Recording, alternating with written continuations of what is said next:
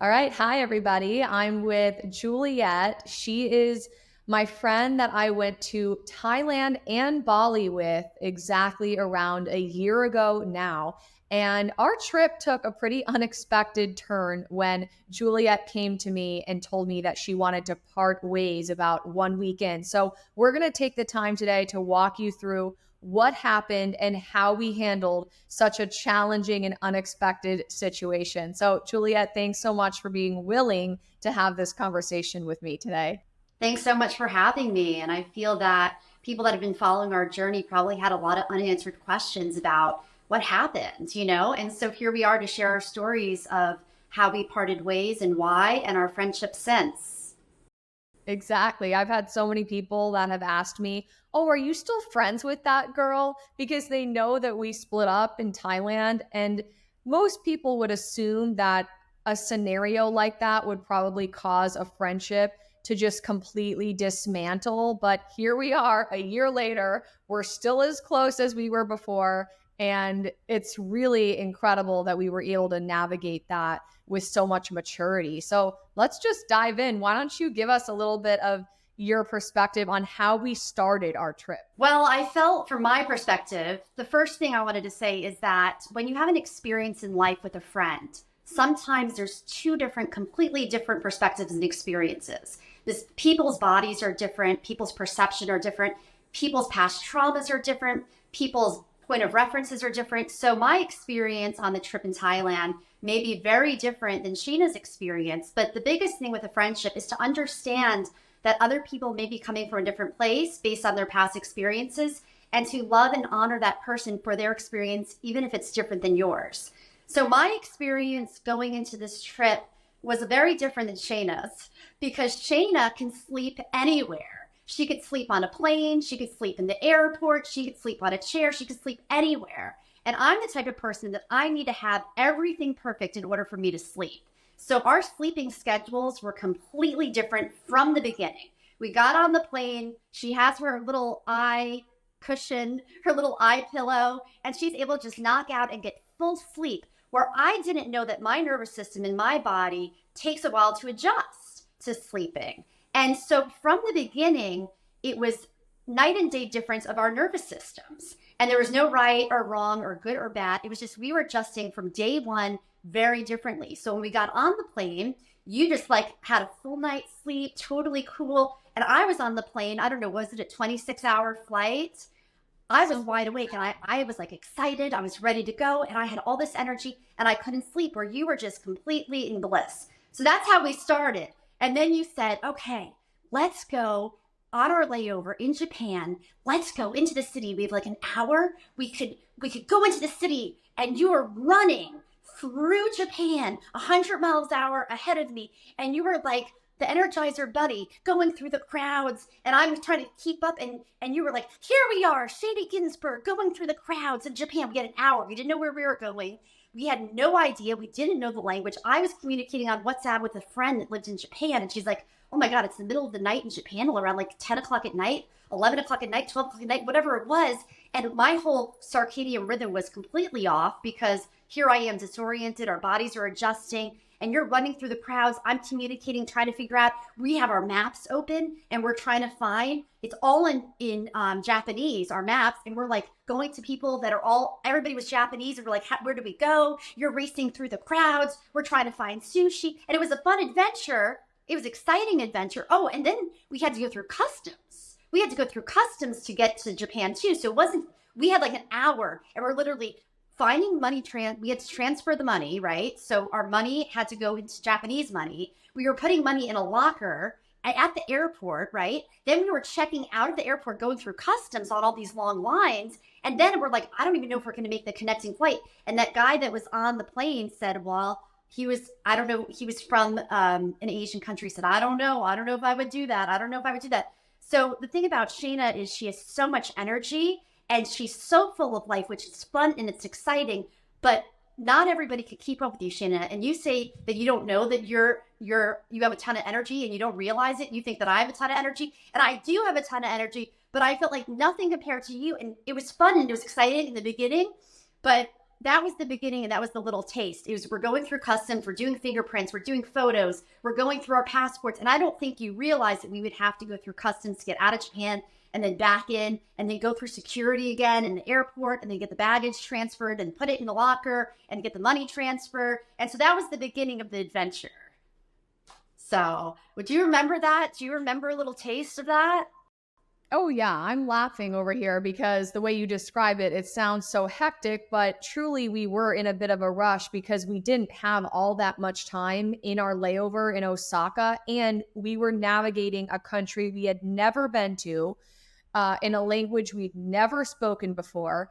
And it was a huge risk to actually leave the airport with the little bit of time we were working with. But I think that that's where I get thrill is taking such a leap of faith and seeing that I can do it. I can surprise myself and I can come out on the other side with growth and learning and fun and unforgettable memories, which we certainly have. But I could totally see how what we pulled off in Osaka in our very short layover would be something that might cause you or anyone else for that matter a whole lot of stress. And I feel So, like I was pretty good at that point because, you know, it was still new and it was exciting and I was keeping up and I'm like, this girl's fun. She's like, when are we going to go to Japan and get sushi in Japan? So for me, it was exciting. It was fun. And then when we got to the airport in Japan, I was like, okay, we're going to arrive in Bangkok, Thailand at like 5 a.m. We can't check into our Airbnb until like 2 or 3. So what are we going to do when we arrive at 5 a.m.? I haven't slept in over 24 hours. Here you are falling asleep in the middle of the airport. I'm on Airbnb trying to book our place to stay. And what I want to say is not many people would do what we did. We decided to go on this trip without a plan, not knowing where we were going to go, what our timeline was. We booked a one-way flight. So look at us. We booked a one-way flight. We're like, we don't know what we're doing. We know that we want to go here. We want to go there. We had a whole list of all these things we want to do. 5 million things that you need like months to do. We were thinking we could just go here. We could go there. We could go to this town called Pai. We could go down to the islands, Koh Phangan and Koh Samui. And then we're going to go to Phuket. And then we're going to go to Bali. And then we're going to go 5 million things, which it was like humanly impossible, but I feel that you, Shayna, are almost inhumanly impossible. You do things that are, you have 5 million tabs running, I think, in your brain. And it just, I don't know if you've taken the Myers-Briggs personality, but literally your brain is like a computer of like 5 million things. Like you'll be on your phone watching a TV show and texting and doing an email. And I think your brain just runs differently where you have a million tabs open and you're always one step ahead. And so for me, I'm a type of person where I'm an empath and I'm always trying to match energy and I wanted to keep up with you. And at the same time, I'm also a leader and you're a leader and I'm used to being in control. And I think you're used to being in control and our personalities are very like assertive. We're independent. We're on our own timeline. And it was like, I was trying to keep up with you. And then all these different things were happening. So that was my perception from the beginning of what was happening. When we get to Thailand, that was a whole other thing where they were going to drop us off and it was a wild goose chase because it was a scavenger hunt. We literally had a pitch, like 500 pictures of you have to go to this mailbox and then you have to go down this dirt road. It's 5 a.m. I've had no sleep and we're going to this lockbox and then we're finding a code. It was literally an egg hunt, Easter egg game scavenger hunt. We finally get there. There's a big sign that says no backpackers, no rentals, and this is not for tourists, which was kind of funny. It was kind of amusing. And I took a picture next to the sign and we're kind of like, ha, ha, ha. And then we crashed and we fell asleep for like 4 hours. I was able to knock out. But then we realized, okay, we have to check into our other Airbnb and we have to check out of here. And where are we going to go for this area of time? So you decide somehow we ended up in a huge 5-star story mall. We ended up in a 5-story mall going up and down escalators with our bags. At this point, I hadn't slept in like 30 hours. And we're exchanging money. We're running up and down the escalators with our bags. You were able to sleep everywhere. So I think your nervous system was calm. But I remember we went to a restaurant and I'm finally decompressing my nervous system. I'm finally like, okay, I'm going to decompress. And you're on your phone being like, okay, where's the next flight? Where's the next flight? We have to book our flight to Phuket or Pai. We have to book our next flight. Okay, so when we and I'm like, wait a second, calm down. let's calm down. And I'm here just like my nervous system's decompressing. I haven't eaten, I haven't slept, and then I'm like, you know what, let me just have a cup of coffee. So this is when my panic attack hit. And I think this is really interesting to talk about because I don't think you've ever experienced a full-on panic attack and what was happening in that moment. So do you want to explain your perception? Because I've kind of explained my perception of what was going on at that moment. Yeah, I think just to summarize what you're saying, there was a lot of hopping around from place to place because with Airbnb, as a lot of you know, check in times are not until much later in the afternoon and check out times are in the morning. So, in that period of time between check out and check in, you got to put your stuff somewhere and you got to have somewhere to go to just regroup. And we didn't have that since we were in Bangkok, Thailand. And so we had no choice but to just go to a restaurant or some other place where we could set our stuff down and eat or keep ourselves busy until we could check into the next spot. So, what Juliette is saying is that it was pretty hectic for those reasons. And we had never planned on staying in Bangkok for too long. We were only going to go there for 2 to 3 days because we really wanted to get to Phuket, which is the island with the beaches. And that's why I was trying to figure out our next moves in terms of our flight to the island of Phuket.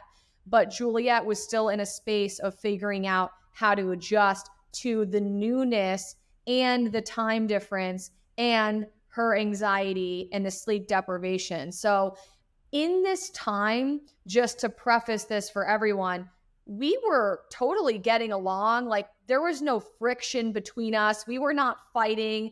We were just on different wavelengths to make it Totally. short and simple. And one thing I want to say for anybody that's traveling internationally is that some people with jet lag, I had never experienced jet lag to the severity, but what I didn't know is some people take a whole week for their circadian rhythm to adjust to the time difference.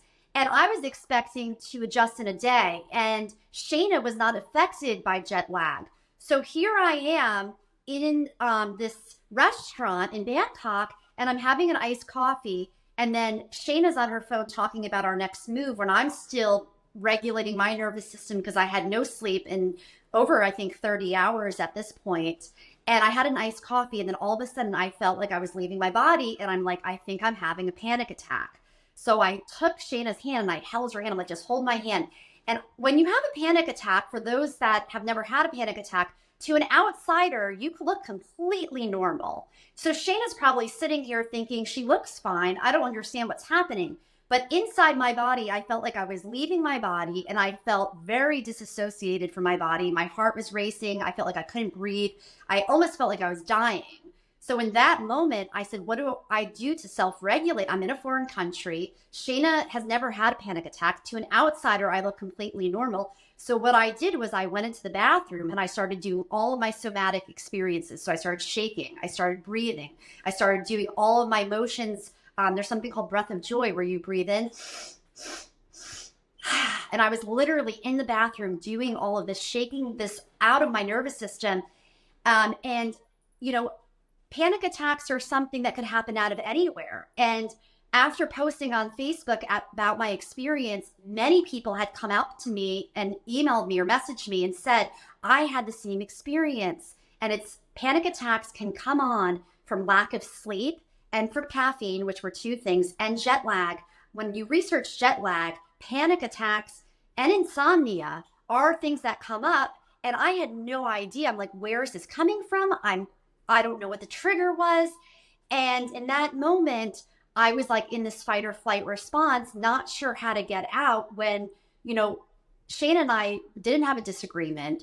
There was no, turmoil between us. We were just having two very different experiences where Shayna was like, hey, I'm excited. We're here. Let's get our next move. Bangkok is only supposed to be temporary. I want to go on to the next thing.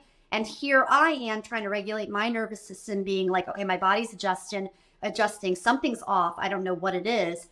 But also I was very trying to control it and trying to be like, I don't like this feeling. I want to escape it. And I don't know how to get out of this. And so I think the more you fight the feeling, the harder it is to get out of it, the more you resist it instead of allowing yourself to feel this emotion, this feeling. And I think I was like, I don't want to feel this. I don't want to feel this.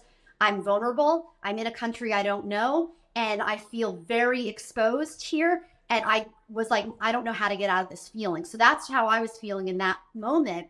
And I was just curious, how are you feeling when I grabbed your hand and I said, I'm having a panic attack? What was your perception of the situation? I think I knew that you were adjusting very differently to me from the start because you were vocal about it. And obviously, we were together 24/7. So I Yeah. knew that you hadn't slept and you were just being affected in a way that I wasn't. And so when you were having that panic attack at the table at the restaurant, I just, allowed you to hold my hand and I didn't say anything. I think I just observed you without judgment. And I knew that if I were to freak out or if I were to make judgments or give you advice, all of that would be absolutely useless and probably damaging. So I didn't really step in and do or say anything particular. I just kind of honored that you were having a panic attack. And I trusted that at some point in time, it would fade and everything would be okay. Yeah, in that situation, you stayed very calm and almost non reactive. So I was like, okay, does she understand? And it's okay if you don't understand, but you were thinking maybe if you said something, it could actually increase the anxiety. So you kind of just sat there with, you were calm and you stayed regulated. And then I think at that point, we were like, okay, it passed at that point. And we went through the money exchange. We kind of went up and down the escalators, and that was that at that point. Yeah, we started like traveling as normal, but you still hadn't slept a good amount as time Totally. went on. But it's not like we stopped going out and doing things. So I was very much in the headspace of wanting to explore. I wasn't in the headspace of wanting to relax and stay at the Airbnb and nap. I was just like, oh my God, I got to get out there. I got to see it all, do it all, because I also had less time than you had allotted for this trip. I had to be back in the States by a certain date, and you had total freedom in your schedule to stay much longer than me. So that was a little part of the reason why I felt like I didn't really want to waste a second of being in Thailand or in Bali. Totally. And I think when we got to the Airbnb, I don't know if you remember the first one that we went to, but I was like, I don't have my CBD on me. And CBD is something that I use for sleep. And the reason I didn't bring CBD was because in Thailand, CBD is legal. But in Indonesia, you can go to jail and imprisonment and fines if you have CBD. Marijuana and CBD is very illegal in Indonesia. So before I went on the trip, I had a feeling that there could be a possibility that I could struggle with my sleep. And I was like, do I take the risk and bring my CBD to Thailand, which is legal? But then I would have to leave the bottle behind going to Indonesia. And it was like a $50 bottle. So I'm like, I don't really want, here I am with my money mindset. I'm like, I don't really want to leave my $50 bottle of CBD in Indonesia. Or do I take the risk and bring it in illegally? Oh no, I was going to leave the CBD in Thailand, but I was like, do I illegally bring it into Indonesia with the risk of being jailed and fined and all these different things? I'm like, I don't want to go to prison and jail in Indonesia. So I was honestly contemplating, because I knew how important sleep is and how I've struggled with insomnia in the past. So I contemplating smuggling in the CBD into Indonesia, but I was like, you know what? I'll be fine. It's not worth the risk. So when we got to Thailand, I was like, I couldn't sleep. Once again, here we are in Thailand. You're like, okay, I'm ready to go out. I want to see the town. I want to do this. I want to do that. I want to go on the top of this rooftop bar and see the lights. I want to go on this boat ride. I have all these things. And here I am adjusting, once again, not knowing that I'm getting jet lag, that maybe I'm going through, withdrawal from CBD, which I didn't even know if that's a thing, but my nervous system calms with CBD when I can't sleep. So I'm overtired. We're at the Airbnb, and I'm just like, I remember not being able to sleep in Thailand at the first Airbnb, and I'm literally going from couch to bed, and my mind's just racing. And I'm like, this at this point had been like 2 days of traveling. I don't know all the hours and how much it was, but when you're sleep deprived, it could really affect your mental health. And so here you are saying, well, let's go into town, let's go on the boat ride. And here I am as a friend wanting to do all these things because they're all fun. But my nervous system and my body's like, I'm like, I don't know, where do I draw the line and be like, hey, I just need a rest. So at this point, I wanted to keep up with you. All the things and activities you had planned were so much fun, and I didn't want to miss out. But my nervous system was still in that fight or flight state, and I didn't know that it was even going to increase and go up. So people that have mental health challenges, listening to your body and the whispers that your body tells you and honoring your body. And so in that moment, I was like, okay, I want to also be part of all the fun activities. And then at the same time, I know I need to rest. So I was really battling with myself at that moment. Yeah, that makes sense because, when you're with your friend, you do in in many situations want to make sure that they're happy with you and that everything is okay between you both. And the worst fear you have is to disappoint or let down your friend, right? So I could only imagine how you were feeling not being able to keep up with my pace while we were in Thailand. And I think it's really courageous to listen to your body, like you said, and to honor what is best for you, even if it disappoints the other person. And that's what you did. So sometimes you would try and nap in the room, but I remember like you would have headphones on, you would try meditations, and you would always tell me it's not working. Like I can't sleep. Nothing I'm doing is actually changing the fact that I am completely deprived of rest. Definitely. And I feel like I was in that state that I couldn't get out of. And at the same time, I didn't want to disappoint you. And I think I was in this battle of, telling you how I felt and also people pleasing because I did not want to ruin your time and I did not want to disappoint you. And I think the biggest battle that was contributing to my anxiety was being afraid to disappoint you. And I've had a long history with people pleasing and a long history of being afraid to tell people how I feel. And I think I had guilt. I was ashamed. I felt all these different emotions of I don't want to disappoint Shayna and I don't want to ruin Shayna's trip. And that's the battle that I was facing. So I think I was trying to express my wants and needs and desires, but at the same time, I did not want to miss out on experiences and I didn't want to disappoint you.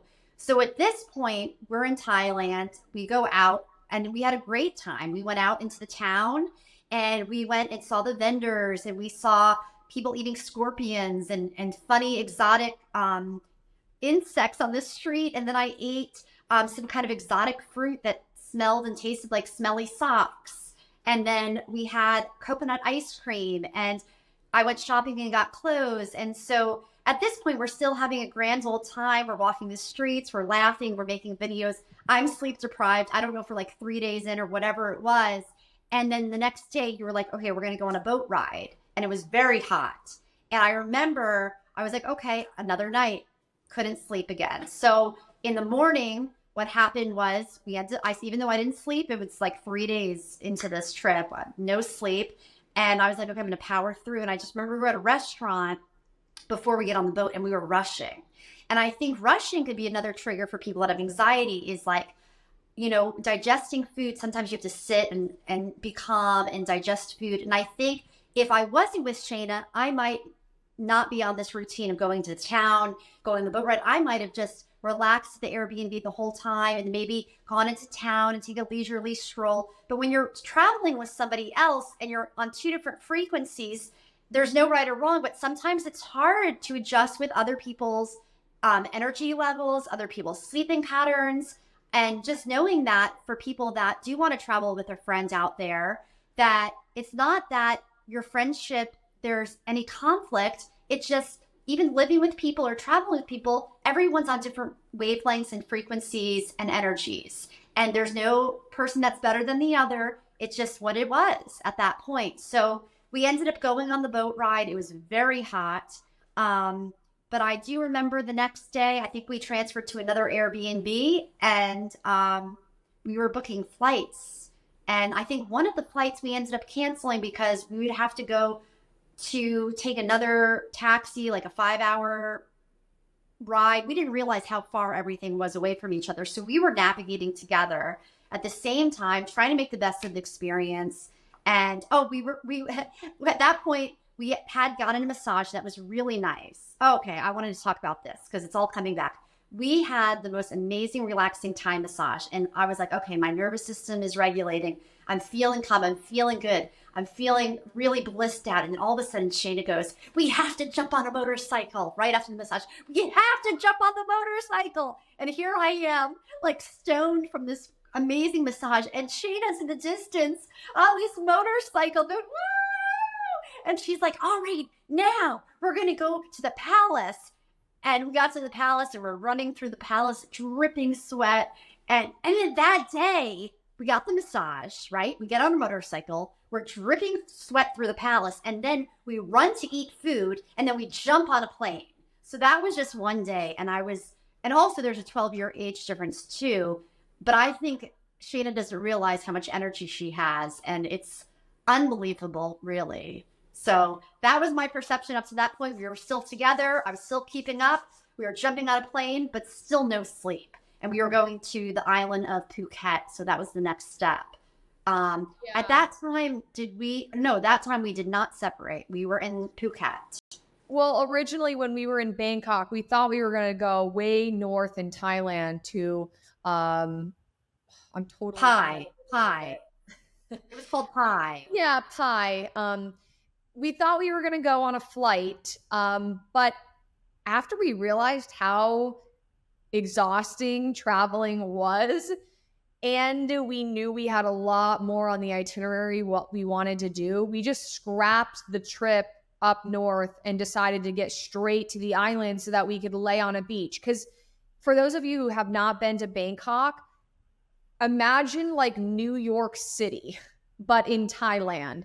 It's extremely overstimulating. It's very fast paced. It's busy. There's people and cars and motorcycles everywhere.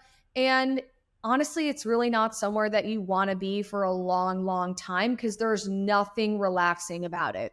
So for us, we just wanted to get to a place where we could really wind down, especially for Juliette, so that she could catch up on some sleep. So we ended up just going straight to the island. Even though Juliette hadn't slept for days, we kind of figured once we get by the water, we'll be able to just relax. So when we got there, we still had an Airbnb booked together. And we had it for a couple of nights together.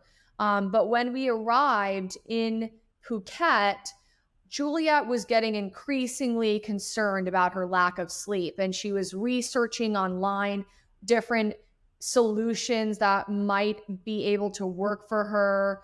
And she was very hyper fixated on how to get rest, rightfully so. You want to be energized when you're abroad.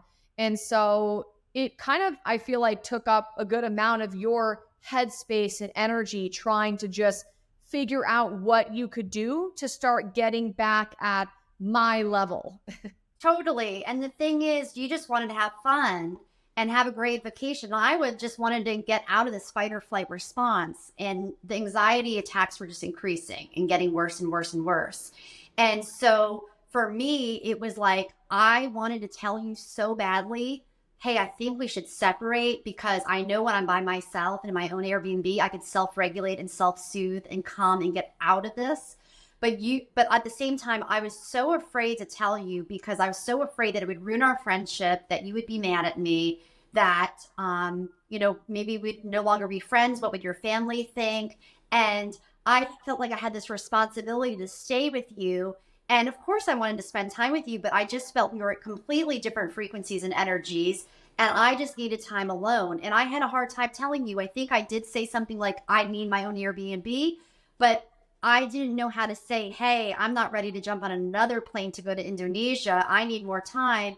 And I kept battling myself in my mind. And I think sometimes we create our own prison in our own mind because it was like I was fighting with myself in my head so hard that I actually called my parents. I remember on the rooftop and I was like, I need to separate and I don't know how to tell Shayna. And I was struggling so hard. And they're like, just tell her that you want to separate. And I was just like, because of past experiences, because of past traumas, I was battling so hard to because of my people pleasing tendencies. I didn't want to disappoint you. I didn't want to hurt you. I didn't want to ruin your time. And I was struggling. It was even causing more anxiety.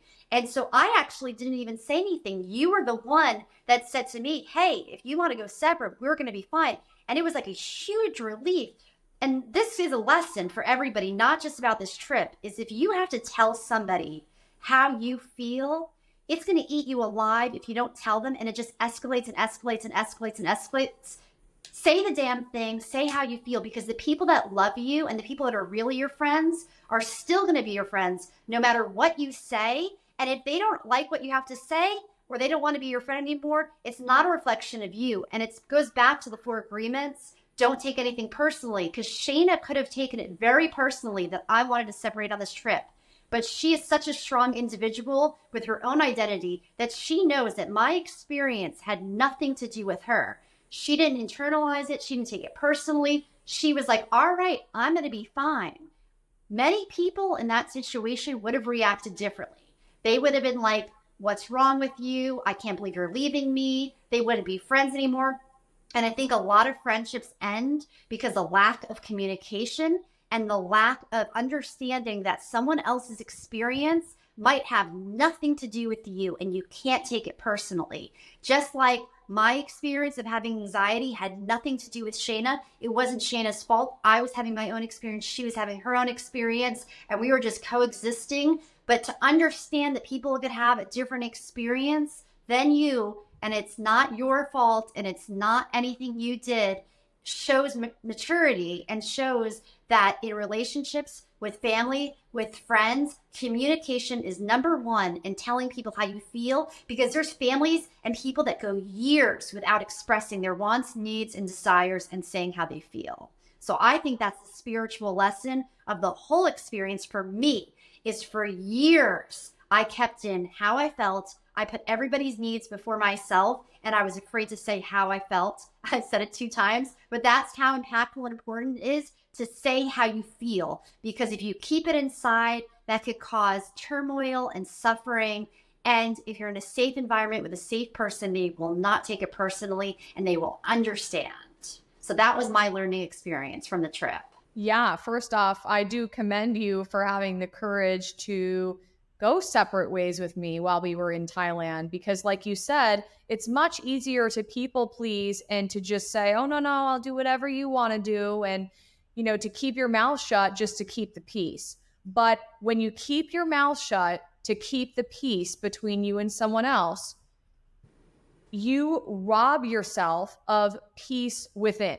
You might keep the peace with the other person, but inside, you are going to feel like shit because deep down you have not honored yourself. You have not respected what is best for you and what feels right to you in that moment, even if it disappoints someone else. So, first off, I just want to say your willingness to go there to explore the scary conversation with me is huge. And let me just reiterate, Juliette is 12 years older than me, and I'm 25, and my parents were already a little concerned that I was going off to Thailand and Bali with this friend. And so if my parents knew that my friend, the one friend that I came to Thailand with, wanted to leave me, I mean, I thought they might not be so happy with that, right?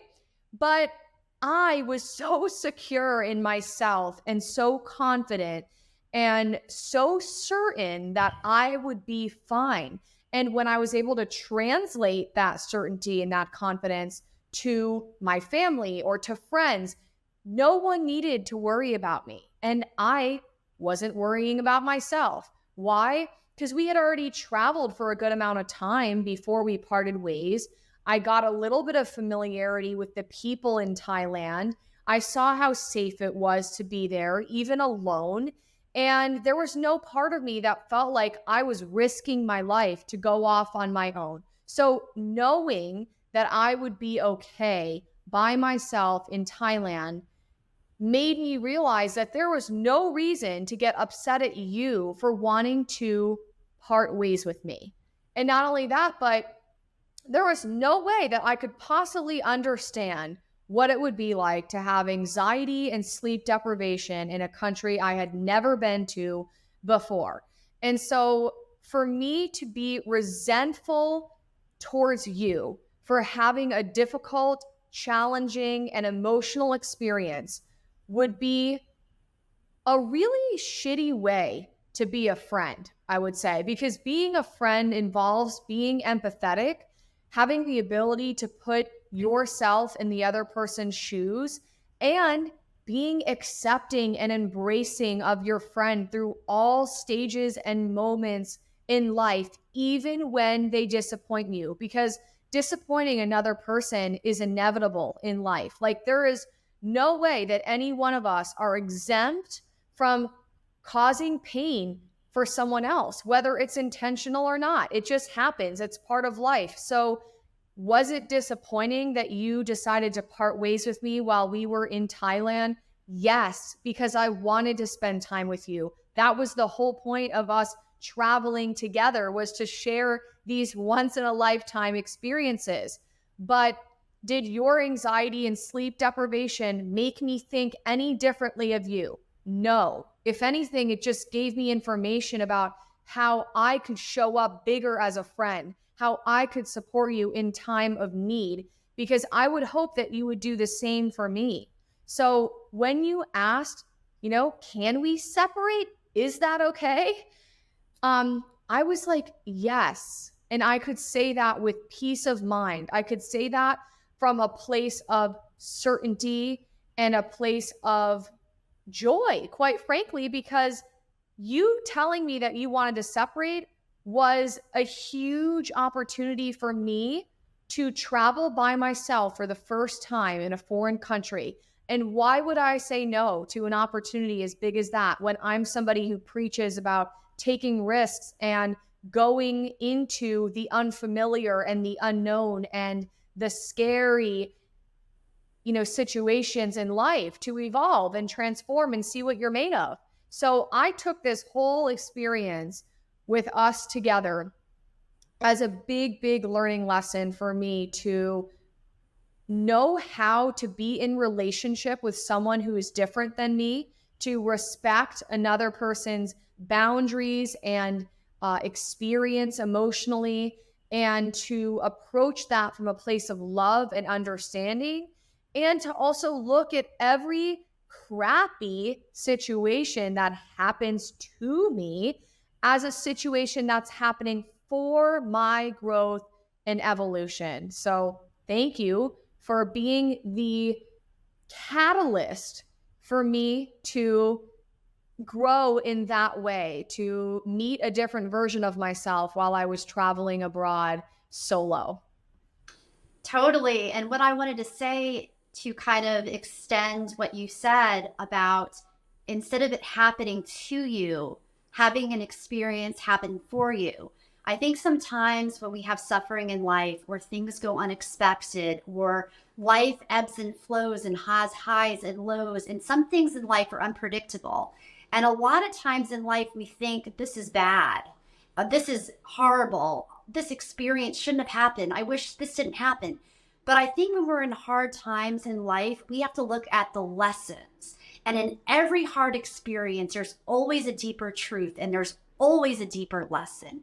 And I think in that experience of when we separated in Thailand, the lesson for you was, I'm independent, I'm strong, I'm sure of myself, and I can travel internationally by myself. And you may have not realized how independent and capable and strong you were, because before this experience, if somebody said to you, you're going to travel abroad by yourself alone, you might have said, you're crazy. I would never do that. But you were forced into the situation to be like, okay, I'm going to be okay. And I think sometimes when there's experiences that happen, there's always lessons. So when we have uncomfortable situations, we have to look into the deeper truth. What is this teaching me? What is the lesson? Why is this happening for me, not to me? And when I went through this experience, I had a big breakthrough and a big realization. And my big breakthrough and my realization was that I have to tell people how I feel. And since this whole experience happened, I've been having effective communication. I've been telling people how I feel with love, without fear of judgment, without fear of rejection, because I know the right people will understand and will love me regardless and will love me anyway. And so I've been having so many experiences in life where I would never have told people how I felt. As long as you tell people how you feel with love, and it doesn't matter if people don't. Another lesson with communication for me is I realize not everyone will understand you, and that's okay. Because it's exhausting to make sure that everybody likes you, it's exhausting to make sure that you please everyone. It's exhausting to not disappoint anyone. And my whole life, I felt like I can't have anyone mad at me ever. I always have to tell people what they want to hear. And what I was doing was I was putting other people's feelings before myself, always putting other people's feelings before myself. And I wasn't honoring how I was feeling because I was people pleasing because I was afraid people wouldn't like me. And I was afraid that I would lose control of my environment. If people didn't like me, I didn't feel like I was in control. So what I realized is when you're authentic with your voice and you're authentic in your expression, some people won't like you, and that's okay. Some people won't understand, and that's okay. That is not a reflection of you. So this whole experience taught me how to speak up and not let things brew. Because I think a lot of people, when they have conflict, they keep it inside. It causes suffering. It causes internal conflict. It causes dis-ease, disharmony of the body. You hold into these emotions in your body. You could feel it in your chest. When you speak your authentic truth, how often do we speak our authentic truth and then we realize that wasn't that bad?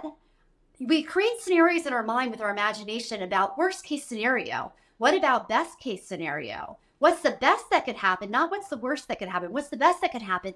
And we create these false scenarios and these judgments and these stories. And a lot of our reality is based on stories of things that haven't happened. A lot of these stories are based on our beliefs of what we think is going to happen and how we think people are going to react. And we create our own suffering. So from this whole experience of not being able to say how I felt, keeping things inside, it made me realize that once we did communicate and talk, it was such a relief. And now after this experience, the biggest spiritual epiphany from this experience was tell people how you feel. Don't let things brew. And I have been standing up for myself. I've been coming with love. I've been communicating. And this whole experience had to come to the surface to be released, to be healed. And so when hard times happen, we have to realize what are the deeper truths? What are the deeper meanings? What is this here to teach us? And I think for here is to teach me how to be authentic, genuine, vulnerable, and speak my truth and be a great communicator. All very valid points. I am 100% with you. I think the big thing that I see with women in their 20s and even in their 30s and beyond is we have this tendency to think that everything is about us. Our friend cancels plans with us. Oh my God, they don't like me. The guy doesn't invite us on another date. Oh my God, I must not be lovable. I must have said the wrong thing. We always think that another person's actions say something about our inherent worth or value, and it's just not true. Do not take everything personally unless you want to live a life full of hurt all the time. When you are offended by every little thing that someone says or does, to a certain point, that friend is going to have a really difficult time being in relationship with you, and they're not going to want to speak their truth or do what's best for them out of a fear that it will cause some crazy turmoil with you.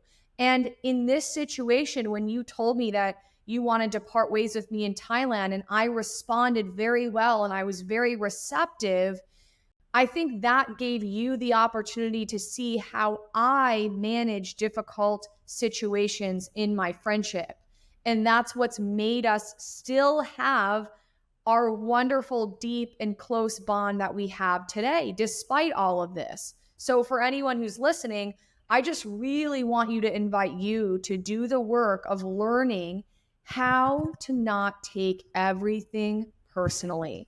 because too many people out there are cutting their friends off, cutting their family members off because somebody did or said something that bothered them. And most of the time, the person that's bothered doesn't even speak up about it, and doesn't speak up about it in a way that the other person will be receptive to. And that's a big, big thing, is understanding how to communicate from a place of love. Because at the end of the day, I don't think any one of us are intentionally trying to cause harm to one another. I don't think we're trying to be shitty friends, right? But somehow that's often how we interpret another person's behavior, is that they're out to get us, or they're purposely trying to be a bitch to us, or they don't like us and that's why they're acting that way. And so this entire story just shines a light on the value of being able to receive very difficult information and act in a way that will nurture your relationship instead of harm it. And so I just want to say thank you, Juliette, for being able to share your experience of this from a place of rawness and honesty, because I know that it wasn't very easy to do in the moment. But once you and I did confront the elephant in the room, which was that we really did need to go separate ways in Thailand, it made for the rest of the trip to be so wonderful, because it was like, I don't judge you for having this experience you're having, and you don't judge me for having the experience I'm having.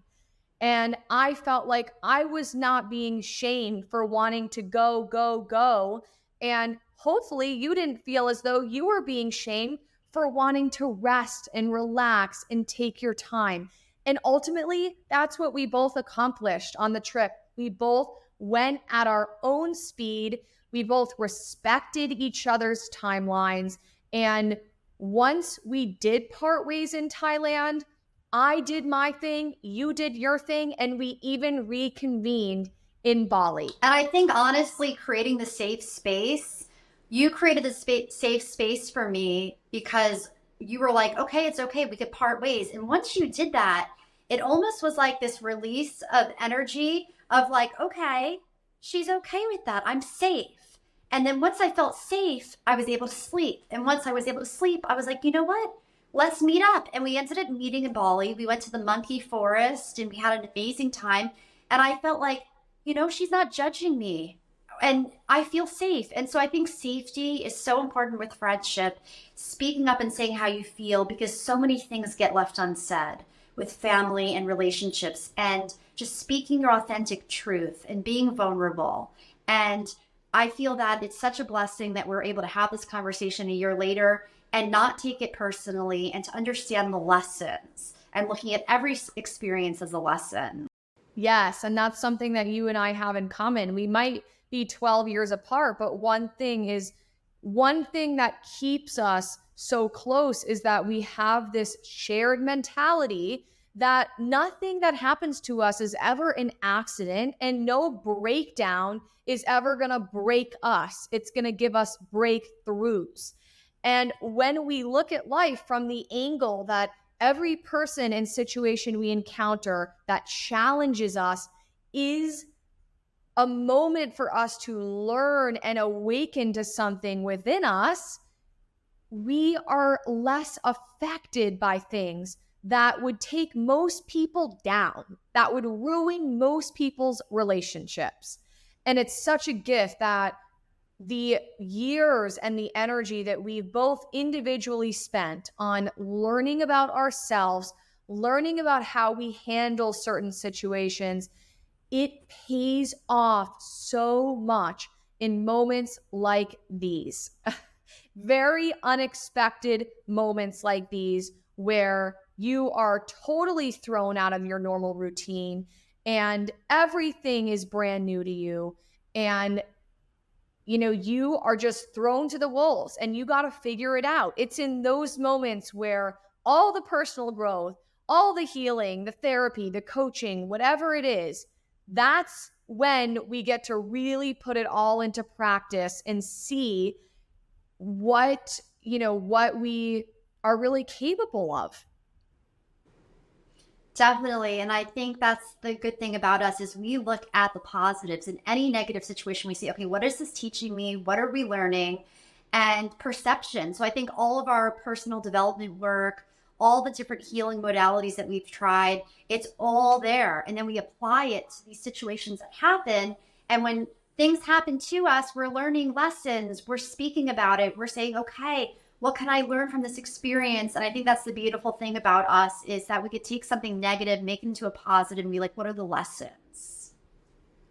Absolutely. I think that this story that we're telling is so much bigger than just what we're sharing, because what we learn in this experience is something that can be applied to all relationships and in so many scenarios. I think it's such an important question to ask yourself, you know, see where you're at in your relationships and how well you can embrace and accept people for where they're at and who they are. Because I really think that is the conversation we're having right now. It's, are you willing to be disappointed by people and still find a way to love and support them? Because people will always disappoint you.